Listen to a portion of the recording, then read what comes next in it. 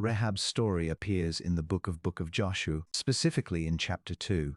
When two Israelite spies entered the city of Jericho, they found refuge in the house of Rahab. The Bible introduces her in a way many people might quickly judge. She is called Rahab the harlot. That was her reputation and how society knew her. But heaven was not focused on her past. Heaven, her faith. When the spies arrived, Rahab hid them on the roof of her house and protected them from the king's soldiers who were searching for them. Yet what makes this story powerful is not only what she did, but what she believed. Rahab made a remarkable declaration. She said, "For the Lord your God, He is God in heaven above and on earth beneath." This is recorded in Book of Joshua 2:11. She had heard about the God of Israel. She heard how He opened the Red Sea and how He defeated powerful kings before Israel. While the rest of Jericho was paralyzed by fear, Rahab recognized something deeper. God was moving, and she made a decision that changed her destiny. She chose to align herself with the God who was moving. There is another detail in this story that is easy to overlook. The Bible tells us in Book of Joshua 2:15 that Rahab's house was built on the city wall. This meant her home stood at the edge of the city where travelers entering Jericho would easily pass. What may have once served a worldly purpose became the very position God used to bring destiny to her door. This teaches an important lesson about life. Position matters.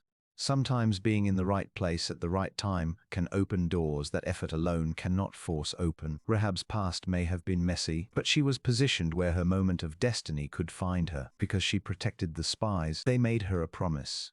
When Jericho fell, she and her family would be spared if she tied a scarlet cord in her window. And when the walls of Jericho collapsed, Rahab and her household were saved. But her story does not end there. Rahab later became part of Israel and appears in the genealogy of Jesus Christ in the Gospel of Matthew 1:5. Think about that for a moment. A woman once defined by her past became part of the lineage through which the Savior of the world came. Rahab teaches us that your past does not have to cancel your future. There comes a moment in life when you must course correct. A moment when you decide that yesterday will not define tomorrow. Rahab recognized that moment and chose faith. And that single decision placed her name among those who walked by faith. The scarlet cord she placed in the window also carries a powerful symbol. Many believe it points to redemption. Just as that cord marked the house that would be spared from destruction, blood of Christ marks the lives that are saved. We all have a past. Not everyone begins life in perfect circumstances, but Rahab's story reminds us that when faith meets courage, even a life that once seemed broken can become part of God's eternal story.